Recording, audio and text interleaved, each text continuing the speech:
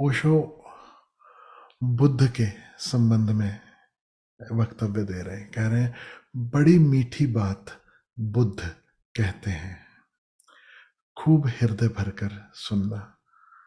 तो मुझे कई बार ऐसा होता है ना कि माँ कुछ बता रही है, कई बार मैं बोलता हूँ, तो बार बार अंदर से आता है कि खूब दिल से सुनना, खूब प्यार से सुनना, एकदम सब सारे द्वार खोल कर सुनना, है ना।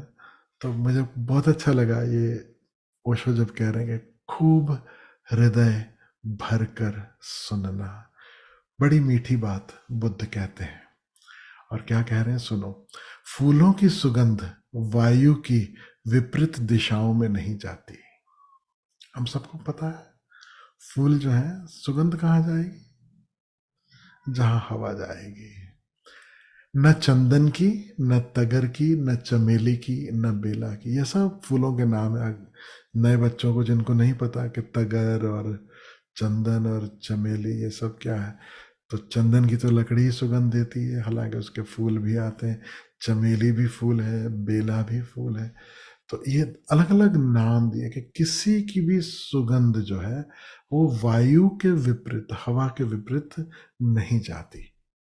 अगर हवा पूरब की तरफ बढ़ रही हो, बह रही हो, तो चंदन, कोई उपाय नहीं चंदन के पास कि अपनी सुगंध को पश्चिम की तरफ भेज दो।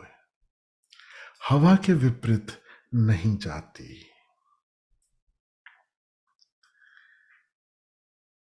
आपने नोटिस किया होगा कि सच में हवा के अगेंस्ट में अगरबत्ती की सुगंध भी नहीं जाती। अगरबत्ती भी जला दो तो अगर दूसरी तरफ फैन लगा है, समझो पेडेस्टल फैन, टेबल फैन, कुछ एक तरफ से हवा दे रहा, तो उसकी सुगंध भी दूसरी तरफ जाएगी, इस तरफ नहीं आएगी। जिधर हवा जाती वहां पर सुगंध जाती है।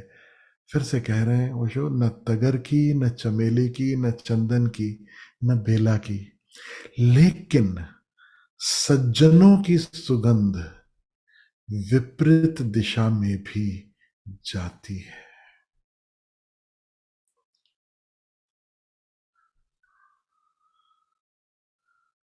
सज्जन कौन है?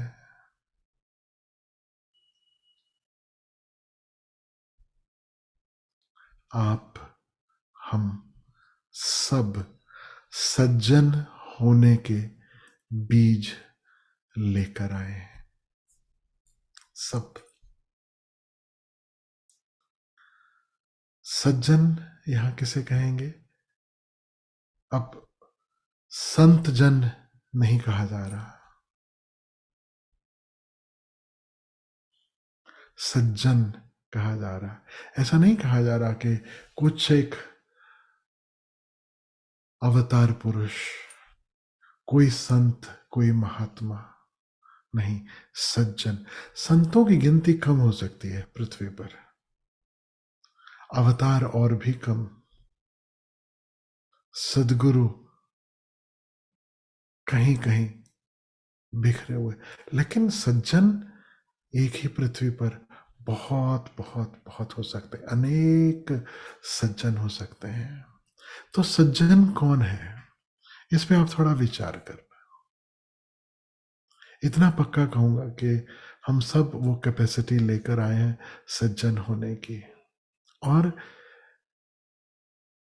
यही सच पूछो तो वास्तविक रूप में इंसान होने की क्षमता है। हम जैसे आए हैं, जैसे हम हैं, अगर हम सज्जन नहीं तो हम अपनी क्षमता को पूरा नहीं कर पाए। अगर हम अभी भी लड़ाई झगड़े भिड़ाई और सज्जन, दुर्जन नहीं, देख रहे हो ना, अगर हम अभी भी दुर्जनों जैसा व्यवहार कर रहे हैं तो अभी तक हम इंसान नहीं हो पाए। अभी हमारी क्षमता जो है वो फली फूली नहीं, अभी खिली नहीं। सज्जन का अर्थ है व्यक्ति जो खिल गया। वह हर व्यक्ति जिसका हृदय कमल खिलने लगा, वह हर व्यक्ति जिसके भीतर ध्यान फलने लगा, वह सज्जन। तो ऐसा मत सोचना कि कभी किसी समय हम एनलाइटेंड होंगे बुद्धत्व को उपलब्ध होएंगे, उसके बाद सज्जन होएंगे।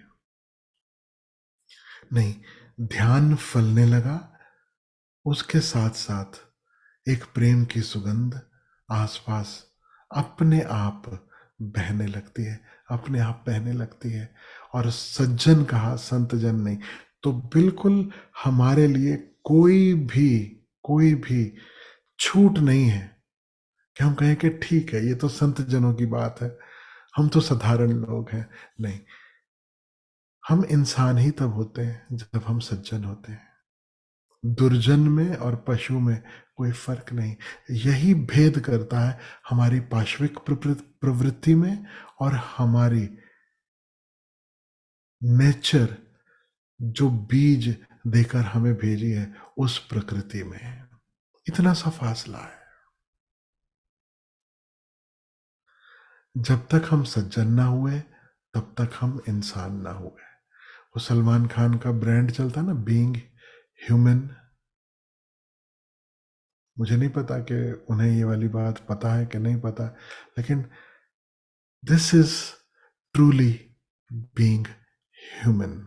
जब हम सज्जन हो सकें, और केवल सज्जनों की सुगंध विपरीत दिशा में भी जाती है।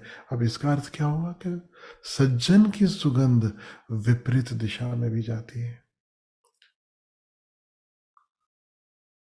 सत्पुरुष सभी दिशाओं में सुगंध बहाता है। एक ही सुगंध है इस जगत में जो विपरीत दिशा में भी चली जाती है। वह सत्पुरुष की, वह संत पुरुष की, वह जागृत पुरुष की सुगंध। अब अनेक नाम दे दिए, सत्पुरुष, संत पुरुष, जागृत पुरुष, और इनकी तो जाती है। सज्जन मात्र हो जाने से आपकी पहचान क्या है कि आप सज्जन हैं या नहीं? जब आपकी सुगंध, कौन सी सुगंध? प्रेम की सुगंध, मंगल कामना की सुगंध, वह विपरीत दिशा में भी जाती। विपरीत दिशा कौन सी है? कोई वैर भाव रखे, कोई शत्रु भाव रखे, कोई कैसा भी भाव रखे, लेकिन आपके हृदय से उन सब के लिए प्रेम बहे। किसी ने कुछ बुरा किया, कबीर को सुनते हो ना, कबीर कहते कबीरा आप ठगाइए और न ठगिए कोई। किसी और को ठगो मत, आप ठगा गए चलेगा, आप कष्ट झेल लो चलेगा, किसी और को कष्ट मत देना, किसी और को दुखी मत करना, किसी और के हृदय को मत दुखाना। तो सज्जन कौन है? जिसके हृदय से सबके प्रति मंगल कामना का भाव हो। अब एक बहुत बड़ा प्रश्न उठता है, जब मंगल कामना सबके प्रति, तो फिर दुष्टों का क्या? फिर दुर्जनों का क्या? फिर उनका क्या जो आपको निरंतर कष्ट देते हैं, निरंतर आपको सताते हैं? तो याद रखना, हमारे यही शास्त्र, यही पुराण, ये गवाह है कि जब जब असुर जन्म लेते हैं, तो अगर वो असुर जो है वो शिव जी की जान के पीछे पड़ा है, तो विष्णु आके बचाते हैं। विष्णु की जान के पीछे पड़ा है तो शिव जी आके बचाते हैं। तो कभी कोई वो दूसरा सज्जन वो जान से छुड़ाता है। और जब सज्जन भी हिले नहीं, तो आखिर में जब शिव, ब्रह्मा, विष्णु, जब ये तीनों भी हार जाए, जब लगे कि इनसे भी नहीं हो रहा, जब ये भी कहीं दूर किनारे बैठे हो, तो याद रखना फिर देवी असुरों का वध करने के लिए आती। फिर देवी असुरों का वध करने आती। तो सज्जन होने का अर्थ यह कहीं भी नहीं है कि आप दुर्जन की जो क्रूरता है उसे आप सहयोग दो, कि आप अन्याय को बढ़ावा दो। नहीं, सज्जन होने का ये अर्थ कतई नहीं, क्योंकि अगर ऐसा होगा तो फिर उनके साथ क्या किया जाए जो टेररिस्ट हैं। आप देखते हो ना, कितनी बार खबर आती है कि हमारे जो सैनिक हैं, हमारे जो जवान हैं, वो जा रहे हैं एक जगह से दूसरी जगह, और बीच में कहीं बम विस्फोट या किसी और तरीके से कोई अटैक, और वो शहीद हो जाते हैं। तो ये लोग जो इस तरह से कष्ट पहुंचाते हैं, क्या सज्जनों के हृदय से सुगंध उनकी तरफ भी बहती है? क्या सज्जनों के हृदय से सुगंध उन तमाम क्रिमिनल्स के लिए भी बहती है? ये प्रश्न मैं आपसे पूछ रहा हूं। अभी मैं तुरंत उसका उत्तर नहीं दूंगा, लेकिन इतना जरूर कहूंगा कि जरूरत पड़ने पर मोहम्मद साहब भी तलवार उठाते, जरूरत पड़ने पर भगवान राम भी धनुष बाण उठाते हैं, और जरूरत पड़ने पर भगवान कृष्ण भी सुदर्शन चक्र उठाते हैं। तो आप आइडिया लगाइए, तो क्या उनके हृदय में उस समय मंगल का भाव नहीं? क्या उनके हृदय से अभी वो सुगंध विपरीत दिशा में बहनी बंद हो गई? थिंक। मंगल कामना अलग बात है। संत भी वो शत्रु का वध करते समय भी उनके हृदय में यही प्रार्थना होती कि हे प्रभु इसे सद्बुद्धि दो। राम सीधे युद्ध करने नहीं चले गए लंका, लंका तक पहुंच गए, लेकिन सीधे आक्रमण नहीं कर दिया, सीधे धावा नहीं बोल दिया, सीधे जंग की शुरुआत नहीं हो गई। पहले दूत भेजा, क्या संदेश देकर? जो हुआ सो हुआ, भूल चूक माफ, सीता लौटा दो, तुम तुम्हारे यहां खुश, हम अपने घर चले। लेकिन जब नहीं माने तब युद्ध हुआ। कृष्ण भगवान 100 गाली सुनते हैं और फिर बाद में सर काटते हैं कि अब इनफ हो गया, इसके आगे नहीं। अर्थ क्या है? आज की भाषा में कहता हूं, कंप्यूटर में वायरस आ जाए, कंप्यूटर हैंग करने लगे, तो आप क्या करते हो? जो भी फाइल्स नीडेड नहीं है उन्हें डिलीट करते हो, मेमोरी क्लॉग हो रही है, वायरस को रिमूव करते हो, ये करते हो, वो करते हो, 1000 उपाय करते हो कि किसी तरीके ये कंप्यूटर जो है वो रीसेट हो जाए और सही ढंग से चलने लगे। करते हैं हम ऐसा या नहीं? यस।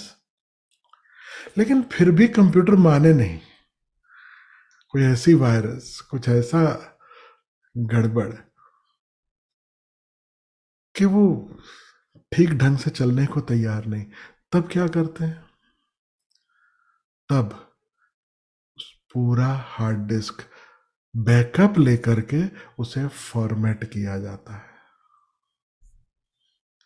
जो जरूरी है उसका बैकअप ले लो, बाकी सिस्टम फॉर्मेट। और एक बार सिस्टम फॉर्मेट हो गया, फिर से नया सिस्टम इंस्टॉल करो, बैकअप वापस उस पर डालो, अब चल पड़े। और तब भी न चले तो फिर एक और उपाय होता है, बैकअप तो ले लिया, फिर वो पूरा का पूरा सिस्टम रिसाइकल, जो जो पार्ट यूज जहां हो सकता सब टुकड़े टुकड़े करके, रैम वहां, हार्ड डिस्क वहां, वो वहां, जिसके काम आ सके सब। कृष्ण अगर सुदर्शन चक्र चलाते हैं, किसी का सर काटते हैं, वो सिर्फ इतना ही कर रहे हैं, वो फॉर्मेट कर रहे हैं, कंप्यूटर को फॉर्मेट कर रहे हैं। बैकअप क्या है? हमारे कर्मों का लेखा जोखा, हिसाब, हमने क्या किया क्या नहीं किया, फॉर्मेट करके फिर से जन्म नया, फिर नया बैकअप, फिर एक चांस, चलो शायद अब कंप्यूटर ठीक से चले, शायद अब ठीक से चले।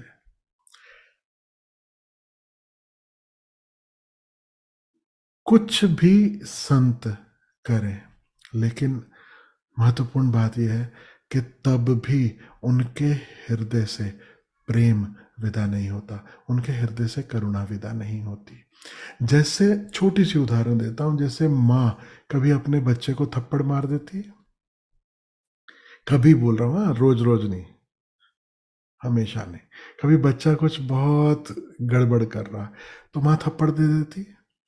कभी बच्चा जो है किसी गलत संगत में उठने बैठने लगे, कभी कोई गलत आदत उसे पकड़ ले, तो माँ ही नहीं पिता भी अच्छे से क्लास ले लेते हैं। तो वो जो क्लास लेते हैं, वो जो उसको अगर एक आध जड़ दिया, कि उसे ग्राउंड कर दिया, कि उसे बाहर घूमना बंद कर दिया, कि उसका मोबाइल ले लिया, कि उसे कहा कमरे में बंद थोड़ी देर के लिए और थोड़ा अपने पे मंथन करो कि ये करना है नहीं करना, प्रॉमिस करो, ये सब उपाय माँ या पिता जो करते हैं, क्या उसके पीछे उनके हृदय में प्रेम है या नहीं है? है, होता है।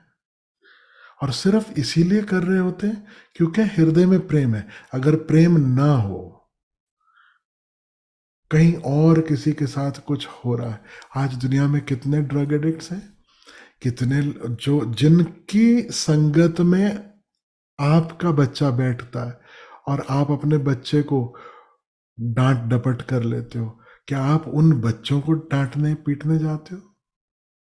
कभी भी नहीं, क्योंकि उनसे कोई प्रेम का संबंध नहीं, उनसे कोई नाता नहीं। You don't care about them. तो केयर का ही एक हिस्सा यह भी है कि कभी आप डांट डपट भी देते हो, कभी एक आध रख भी देते हो, उसी प्रेम का वह अंश है। तो ये एक साधारण माँ, एक साधारण पिता के प्रेम की बात कह रहा हूं, तो संतों के प्रेम का आप सोचिए। और जो भगवान के अवतार है, अब कृष्ण भगवान पृथ्वी पे चल रहे हैं, उनके प्रेम का सोचिए। बोले यार ये जन्म में इसको समझ में आने वाला नहीं, एक मुंडी कट, अब नेक्स्ट बर्थ, उसमें तुम जीरो से शुरू करो, फिर से ट्राई करना। महाराष्ट्र में एक कहावत है, लोग दोस्त भी आपस में कभी कभी चर्चा करते, जब कोई गड़बड़ करता है ना, तो दोस्त भी एक दूसरे को बोल देते हैं, ओ भाई ये जन्म में मिले, अगले जन्म में मत मिलना। सुना है कभी ऐसा किसी को कहते हैं? कई बार ऐसा लोग कहेंगे कि भाई ये जन्म मिले, बस हो गया, अगले जन्म में मत। हमारे श्रद्धा में, हमारे विज्ञान में तय है कि जन्म जन्मों का मामला, तो इट डजेंट मैटर। अवतारों के लिए कह रहा हूं, हम सब के लिए नहीं कह रहा, उनके लिए। अब भगवान का जो रूप है, कृष्ण हो राम हो, उनके लिए डज नॉट मैटर कि इस जन्म में अगर बात नहीं बन रही, तो उन्हें लगता कोई बात नहीं, अलग करो, फिर से शुरू करो, फिर back to the drawing board, ABC, फिर से पढ़ते, फिर नए संस्कार, और फिर से जीवन जीना सीखो। तो इस सारे संदेश का हमारे लिए प्रैक्टिकल उपाय क्या है? कि सज्जन की सुगंध विपरीत दिशा में भी बहती है। जिस संसार में हम जी रहे हैं, अब मान लीजिए कोई क्रिमिनल है, कोई टेररिस्ट है, पकड़ा जाता है, तो अब उसके साथ कैसा व्यवहार हो? फॉर्मेटिंग जरूरी है। वायरस निकल जाए तो वो ठीक, नहीं निकलता तो फॉर्मेट, फॉर्मेट नहीं तो रिसाइकल। जब जो करना जरूरी है वो, लेकिन भीतर ना क्रोध, भीतर ना कुछ विचलित हो, भीतर कोई वैर भाव ना हो, तब जो भी उस जागृत अवस्था से कदम उठाए जाते हैं वो सही होते हैं।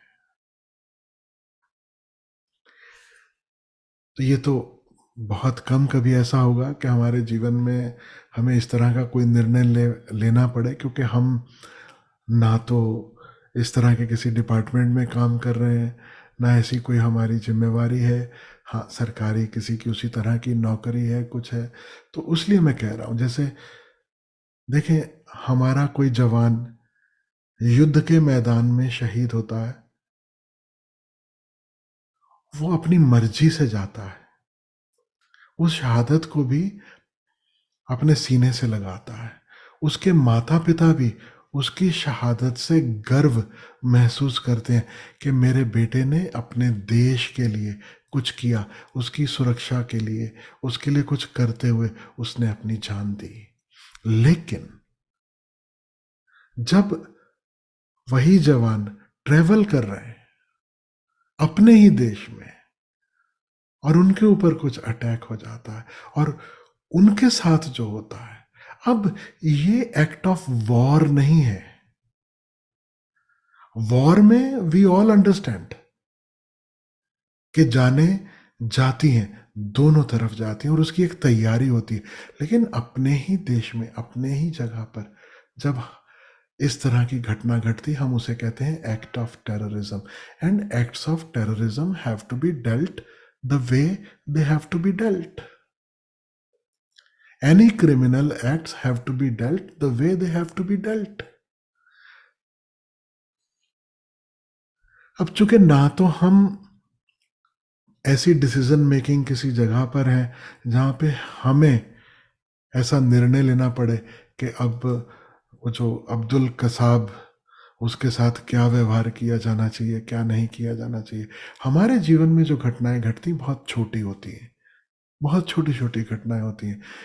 मैं जहां गाड़ी पार्क करने वाला था वहां किसी दूसरे ने गाड़ी पार्क कर दी, हमारी बस इतनी सी घटनाएं घटती। मेरे को किसी ने गाली दे दी, मेरे साथ किसी ने दुर्व्यवहार कर दिया, मेरा पड़ोसी रात को देर तक आवाज करता रहा कि मेरे गली में, मोहल्ले में कुछ और शुरू हो गया।